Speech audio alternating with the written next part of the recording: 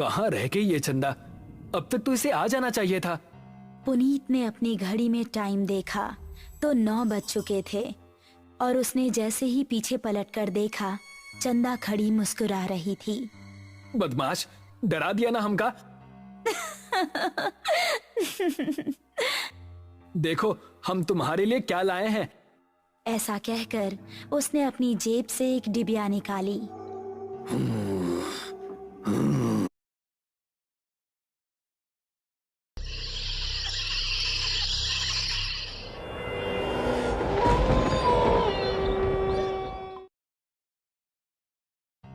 कहाँ रह गई ये चंदा? अब तक तो इसे आ जाना चाहिए था।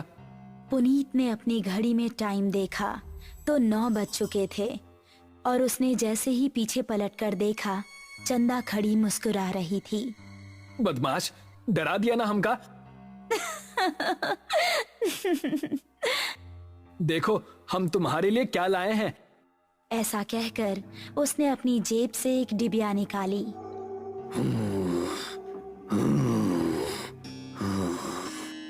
तभी उन दोनों को किसी के सांस लेने की भयानक आवाज सुनाई दी। कौन है? ठीक सामने बरगद के पेड़ के नीचे उनको किसी आदमी का अक्स नजर आया। कौन है? सामने आओ। ये सुनकर भी वो आदमी सामने नहीं आया और जोर जोर से सांस लेने लगा। अभी देखते हैं कौन ससुरा है। ये कहकर पुनीत उसके पास जाने लगा। जैसे ही पुनीत उसके पास पहुंचा, उसने भी 2 कदम आगे बढ़ाकर पुनीत का गला पकड़ लिया। उसको देखकर पुनीत और चंदा दोनों का दिल दहल गया। उस आदमी की गर्दन कटी हुई थी और थोड़ी सी खाल में अटकी लटक रही थी। चंदा चिल्लाई और गांव की तरफ ऐसी भागी कि उसने पलटकर नहीं देखा। गांव पहुंची तो उस टाइम पुनीत के पिता घर के बाहर थे। अरे चंदा बिटिया, इतनी डरी हुई काहे लग रही हो? वो पुनीत। चंदा ने हाफते हुए उनको पूरी कहानी सुनाई। पुनीत के पिता ने अपने साथ कुछ आदमियों को लिया और चंदा उन सभी को लेकर उसी जगह पर पहुंच गई। यही जगह थी वो जहां उसने पुनीत को पकड़ा था। उन लोगों ने इधर उधर नजरें घुमाई तो कोई आसपास नजर नहीं आया। तभी चंदा की गर्दन पर ऊपर से कुछ टपका। उसने हाथ लगाकर देखा तो वो खून था। पेड़ की डाली के ऊपर पुनीत की बिना गर्दन की लाश टंगी हुई थी और उससे खून टपक टपक कर नीचे गिर रहा था। शहर से दूर एक छोटा सा गांव सरूपुर। रात के समय सभी अपने अपने घरों में आराम कर रहे थे। बाबूजी, हम जरा अपने दोस्त महेश से मिलकर आ रहे हैं। उसकी तबीयत जरा ठीक नहीं है ना? ठीक है, लेकिन जल्दी आना। जी बाबूजी। ऐसा कहकर वो खुश होता हुआ घर से निकल गया। आज तो सारे दोस्त मिलकर मस्त पार्टी करेंगे, मजा आ जाएगा। जंगल का रास्ता पकड़ लेता हूँ, जल्दी पहुँच जाऊंगा। अभी वो जंगल में आगे बढ़ ही रहा था कि पीछे से उसको आवाज आई। अकेले ही पार्टी करने जा रहे हो? हमका साथ लेकर नहीं चलना है क्या? अरे अर्पणा और दिव्या, तुम दोनों क्यों हर बार हमारे पीछे पड़ जाती हो? हमका साथ लेकर चलते हो कि बोले अभी तुम्हारे बाबूजी से? अरे नहीं नहीं मेरी माँ, चलो मेरे साथ। थोड़ी देर चलने के बाद वो तीनों एक जगह पहुँचे जहाँ रामू और महेश बैठे हुए थे। अबे ये क्या, तू फिर से लड़कियों को साथ ले आया? क्या करता है यार, हर बार की तरह इस बार भी धमकाने लगी थी दोनों। अब क्या करें, हम दोनों को भी अब पार्टी की आदत पड़ गई है। चलो थोड़ी सी शराब पी ली जाए। उसने पास ही रखी बोतल खोली और गिलासों में शराब पलटने लगा।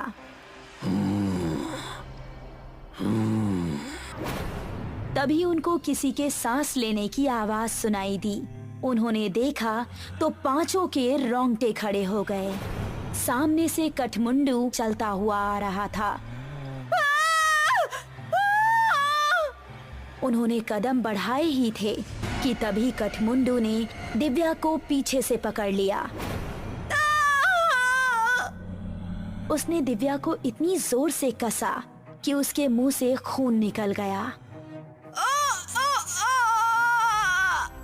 बाकी चारों अब बेहद डर गए और वहां से भाग निकले। दिव्या उसकी पकड़ में फंसी दर्द से कराह रही थी।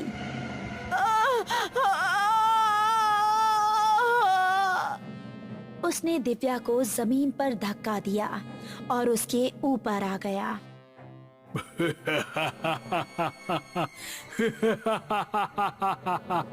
उसने दिव्या के सीने में हाथ डाला और उसके सीने से खून की धारा निकल पड़ी।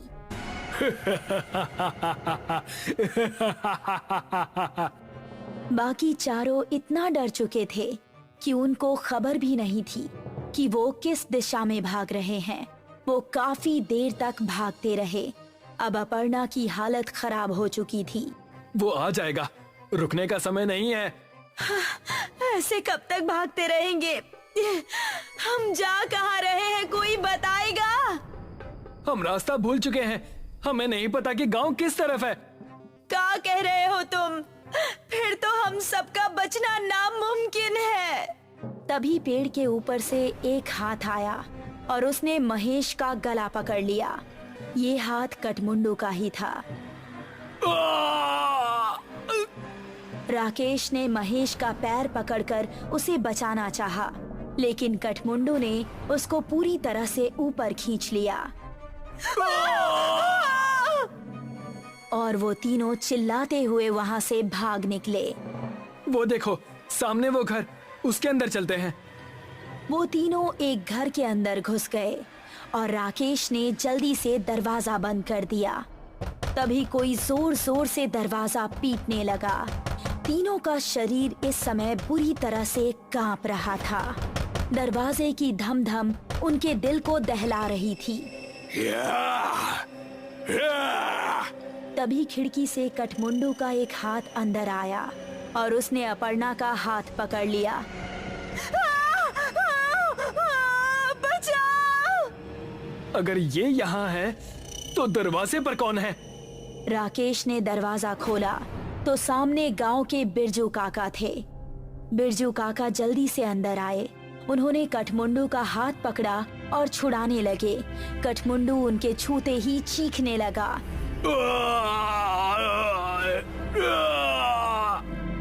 वो चीखता चिल्लाता हुआ वहां से भाग गया। तुम ठीक तो हो अर्पणा? मैं ठीक हूँ, शुक्रिया बिरजू काका। तुम लोग यहाँ करने क्या आए थे, वो भी इस समय? हमसे गलती हो गई बिरजू काका, लेकिन ये कौन है और आपको देखते ही वो भाग कैसे गया? ये कठमुंडू है। ये सुनकर वो तीनों एक दूसरे का मुंह देखने लगे। बहुत सालों पहले हमारे गांव में एक डाकू पल्लव सिंह का बड़ा खौफ था।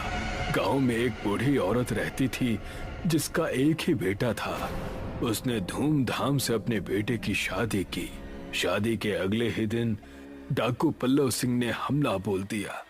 उसने पति और पत्नी दोनों को मार डाला और सारे गहने लूट लिए। अपने बेटे और बहू को मरता देख बुढ़िया तड़प उठी।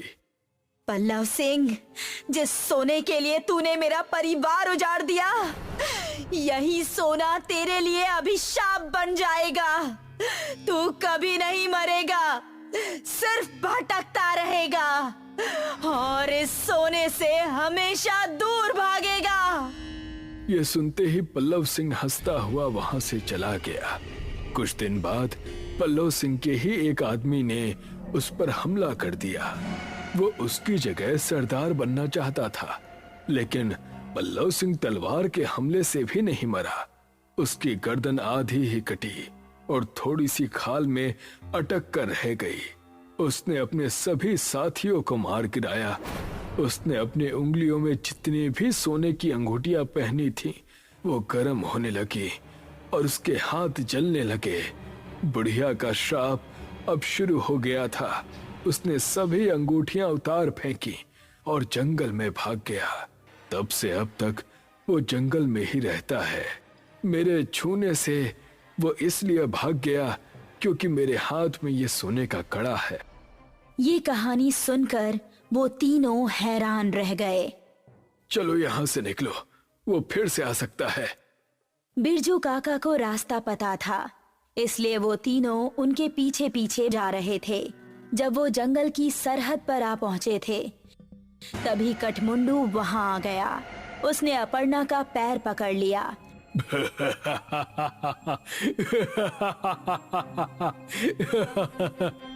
तभी राकेश ने बिरजू काका के गले पर नजर डाली। उनके गले में एक सोने की चेन भी थी। उसने चेन को उनके गले से उतारी और कठमुंडू की टूटी हुई गर्दन में डाल दी। उसने चेन को गले से उतारने के लिए जैसे ही छुआ तो उसके हाथ भी जलने लगे।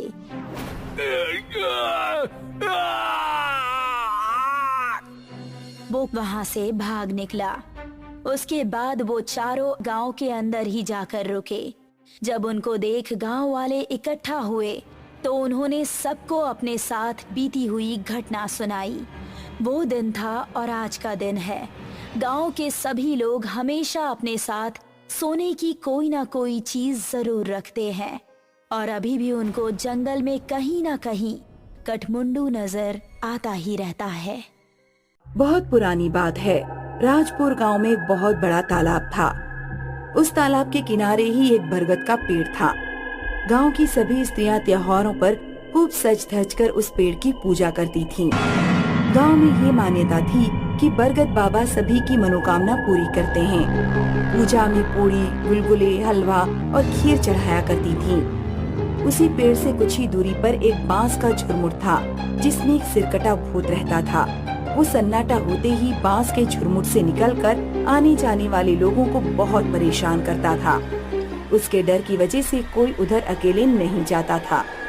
अगर गलती से भी कोई चला जाता तो वहाँ बेहोशी की अवस्था में ही पाया जाता।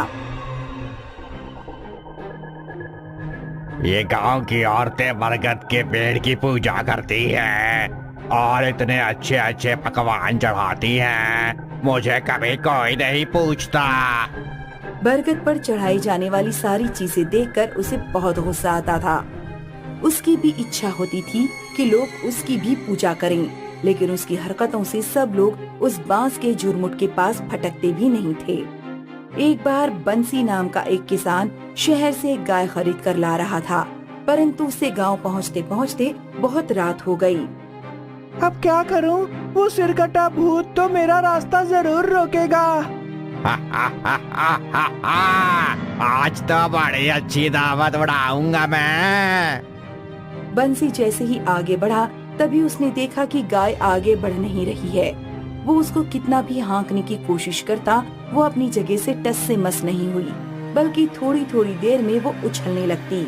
हे भगवान, बड़ी मुश्किल से गाय खरीद कर लाया था। अगर इसे छोड़कर जाता हूँ तो वो सिरकटा भूत इसे भी नहीं छोड़ेगा। तब तक उसने देखा कि गाय घूमकर उस तालाब की तरफ जाने लगी। अरे बाप रे, लगता है वो दुष्ट मेरी गाय को हाँक कर ले जा रहा है। बंसी दौड़ता हुआ अपनी गाय के पीछे पीछे भागने लगा, लेकिन तभी उसे ठोकर लगी और वो मुंह के बल गिर पड़ा। तभी उसे लगा कि किसी की मजबूत बाहों ने उसे सहारा देकर उठा लिया। सिरकटे भूत, ये कैसी मुश्किल है। एक बार गिरा देते हो और फिर से उठा लेते हो। बंशी, उठकर अपनी गाय की रस्सी पकड़ो और घर जाओ। उस सिरकटे भूत से तुम्हारी गाय छुड़ाकर मैंने उसे भगा दिया है। आप कौन है? आप जो भी है, मेरी तरफ से आपको बहुत बहुत धन्यवाद। अक्सर ऐसा ही होता। सिरकटा भूत जब भी किसी को परेशान करता, तब एक बूढ़े बाबा आकर उसे बचा लेते। मीना, आज बहुत अच्छी खीर बना लो, चलकर बरगद बाबा को चढ़ा देंगे। मैं भी यही सोच रही थी। हो सकता है बूढ़ा आदमी कहीं बरगद बाबा ही न हो। ऐसे तो उन्हें आज तक किसी ने गांव में नहीं देखा। खीर बनाकर वो दोनों बरगद के नीचे बैठ गए और एक दोने में खीर रखकर चढ़ा दी। हे बरगद बाबा, आपको किसी ने नहीं देखा, लेकिन आपकी अद्भुत शक्तियों की वजह से ही हमारे गांव के लोग रह पा रहे हैं, वरना उस सिरकटे भूत ने तो सबका जीना हराम कर दिया था। तभी अचानक बांस के झुरमुट में थोड़ी हलचल सी हुई और ऐसा लगा कि बांस के झुरमुट में से कोई गुर्रा रहा है। चलो मीना, घर चले। गाय की वजह से उनकी अच्छी आमदनी हो रही थी। एक दिन कोई त्योहार था। गांव की सारी औरतें खूब पकवान बनाकर बरगद बाबा को चढ़ाने ले गई थीं। बंसी की बेटी मुनिया, जिसकी शादी होने वाली थी, वो भी बरगद के नीचे अपने होने वाले पति की लंबी उम्र की कामना कर रही थी।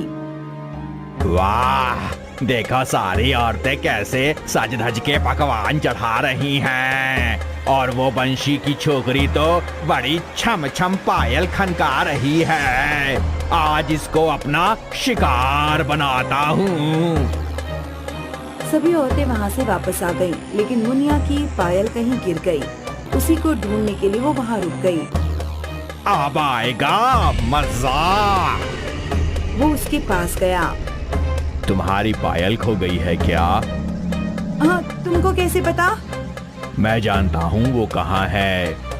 बता दो, मैं खुद ही ले लूंगी। वो पायल मेरी ससुराल से आई है। वो उधर जो बांस का झुरमुट है ना, उसी में पड़ी है। मुनिया को तो वो पायल किसी कीमत पर चाहिए थी, तो बिना कुछ सोचे समझे बांस के झुरमुट के पास दौड़ गई। ये दुष्ट सिरकटा भूत आज इसको खत्म कर देगा। मुझे इसको बचाना ही होगा। ए लड़की, उधर कहाँ जा रही है? जा, अपने घर जा। तेरी पायल बरगद के नीचे ही पड़ी है। मुनिया को अचानक होश आया कि वो तो सिरकटे भूत के नजदीक जा रही थी। इस समय कोई है भी नहीं। उसने जाकर देखा कि बरगद के नीचे ही उसकी पायल पड़ी थी। पायल उठाकर वो सरपट भागी और घर जाते ही बेहोश हो गई। ये तुमने ठीक नहीं किया बरगद वाले भूत। आया हुआ शिकार तुमने भगा दिया। क्या कर लेगा तू मेरा? हिम्मत है तो सामने आ। तभी सिरकटा भूत नीचे आया। उसने बूढ़े के ऊपर हमला कर दिया, लेकिन बूढ़े ने उसके पैरों पर ऐसी लंगड़ी मारी कि वो गिर गया। इसके बाद उसके सीने पर चढ़ गए। तू अपने कर्मों को सुधारने की बजाय एक से बढ़कर एक पाप किए जा रहा है। आज तेरा अंतिम समय है। बहुत दिनों से मैं तुझे बर्दाश्त कर रहा था। वो मासूम बच्ची अपनी शादी के लिए कितनी खुश थी और तू उसी को अपना शिकार बनाने चला था। तेरी वजह से इधर से कोई अकेला फटकता तक नहीं है। तू अपनी सीख अपने पास ही रख। मैं तेरी ऐसी की तैसी कर दूंगा। दोनों में जबरदस्त उठापटक हुई। बूढ़े बाबा तो किसी पहलवान की तरह उससे भिड़ गए थे। अंत में सिरकटा भूत परास्त होकर जमीन पर ही गिर पड़ा। बरगद बाबा ने उसका सिर, जो सिर्फ उसकी गर्दन से थोड़ा सा ही जुड़ा हुआ था, बड़ी ताकत से उखाड़ दिया। खून का फव्वारा निकलने लगा। बरगद बाबा ने उसके सिर को पत्ते इकट्ठा करके जला दिया। उसका शरीर तड़प तड़प पर शिथिल हो गया। अरे हरिहर भैया, ये देखो, यहाँ किसी का धड़ पड़ा है। लगता है इसका सिर काटकर किसी ने जला दिया है। अब तुम सब निश्चिंत होकर जब चाहो तब यहाँ आ सकते हो। सिरकटा भूत अब खत्म हो गया है। बाबा, इतने सालों से ये हम सबको परेशान कर रहा था। आज ऐसा कैसे हो गया? इसके पाप का घड़ा भर गया था, इसलिए इसका जाना ही ठीक था। तुम सारे गांव वाले मिलकर इसका शरीर बांस के झुरमुट में डालकर जला दो। गांव वालों ने वैसा ही किया। गांव सिरकटे भूत से मुक्त हो गया। मुनिया को जब होश आया तब उसने माँ से कल उसके साथ हुई सारी घटना बताई। पूरे गांव में शोर मच गया। उस दिन सभी लोग बहुत खुश थे। तब से बरगद के नीचे हर महीने मेला लगता है। अब लोग बेखौफ होकर वहाँ आते जाते हैं। वैसे तो आकाश का परिवार अमेरिका में रहता था, लेकिन हर साल वे लोग इंडिया घूमने आया करते थे। अमेरिका में शहरी जीवन में रहते रहते आकाश का परिवार ऊब जाता था। इसलिए आकाश ने गोवा के पास एक गांव में छोटा सा मकान खरीद लिया था। हर साल वे लोग जब इंडिया आते तो उसी गांव के मकान में रुका करते। मैं एक जरूरी मीटिंग में जा रहा हूँ। क्या तुम लोगों के लिए कुछ लेकर आऊं? तुम अमेरिका में तो बिजी रहते ही हो। कम से कम जब छुट्टियों के लिए यहाँ आए तो हमारे साथ रहा करो ना। मैं जल्द से जल्द लौटने की कोशिश करूंगा। बाय।